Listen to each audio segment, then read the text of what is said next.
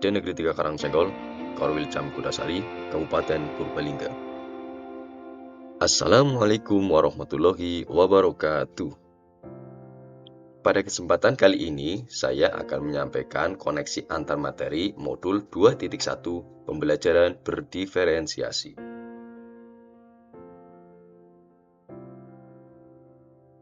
Pembelajaran berdiferensiasi adalah serangkaian keputusan masuk akal atau common sense yang dibuat oleh guru, kemudian berorientasi kepada kebutuhan murid dan membantu mencapai hasil belajar yang optimal.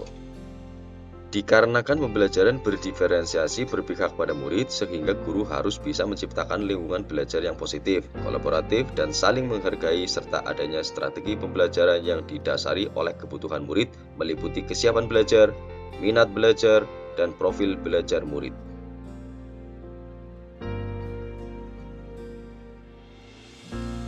Dalam pembelajaran berdiferensiasi, guru terlebih dahulu melakukan identifikasi kebutuhan murid, yaitu mulai dari kesiapan belajar murid.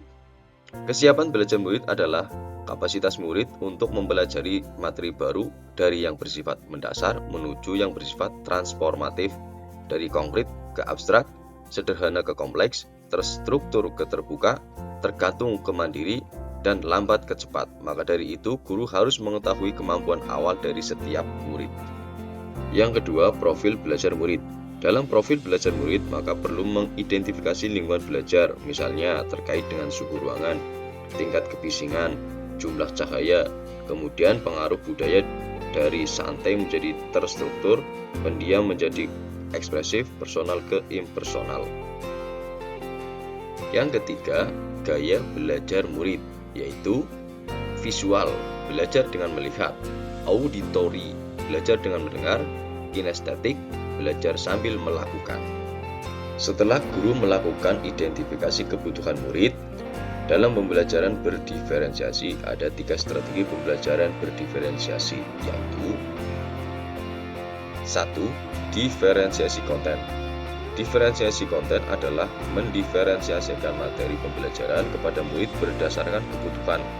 Dilihat dari kesiapan belajar murid secara konkret ke abstrak, minat belajar murid dengan mempersiapkan topik atau materi sesuai minat siswa. Profil belajar siswa sesuai dengan gaya belajar auditory, visual, atau kinestetik. 2. Diferensiasi proses. Diferensiasi proses adalah usaha untuk membantu murid memahami materi pembelajaran dengan memberikan beberapa kegiatan atau menggunakan teknik scaffolding sesuai dengan kebutuhan murid. Yang ketiga, diferensiasi produk. Produk merupakan karya atau hasil yang diharapkan dari murid setelah proses pembelajaran, baik berupa hasil tes, presentasi, atau diskusi, pertunjukan, pidato, diagram, dan lainnya yang mencerminkan pemahaman murid dari tujuan yang diharapkan dalam pembelajaran.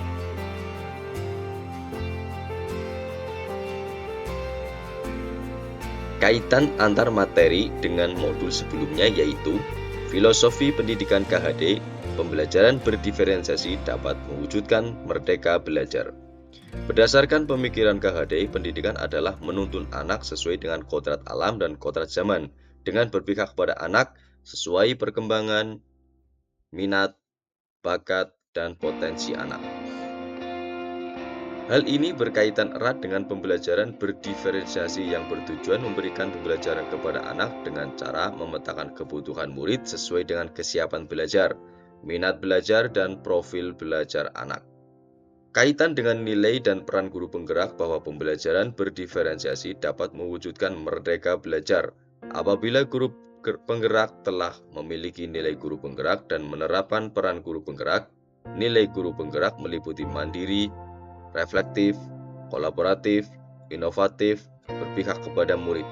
Dan peran guru penggerak meliputi menjadi pemimpin belajar, menggerakkan komunitas praktisi, menjadi coach bagi guru lain, mendorong kolaborasi antar guru, dan mewujudkan kepemimpinan murid. Kaitannya dengan visi guru penggerak. Seorang guru penggerak tentunya memiliki visi untuk mewujudkan merdeka belajar sesuai dengan profil belajar Pancasila. Dengan melaksanakan pembelajaran yang berpihak pada anak yang selaras dengan pembelajaran berdiferensiasi, menyesuaikan kebutuhan belajar anak berdasarkan kesiapan belajar, minat, dan profil belajar murid. Untuk menciptakan pembelajaran berdiferensiasi, guru penggerak harus mampu berkolaborasi dengan mengidentifikasi kekuatan yang dimiliki oleh sekolah, sehingga mampu mendukung terwujudnya visi dan mendukung perkembangan murid berdasarkan pemetaan kebutuhan murid. Kaitan dengan budaya positif. Budaya positif adalah perwujudan dari nilai-nilai atau keyakinan universal yang diterapkan oleh sekolah. Saya Ritno, Assalamualaikum warahmatullahi wabarakatuh.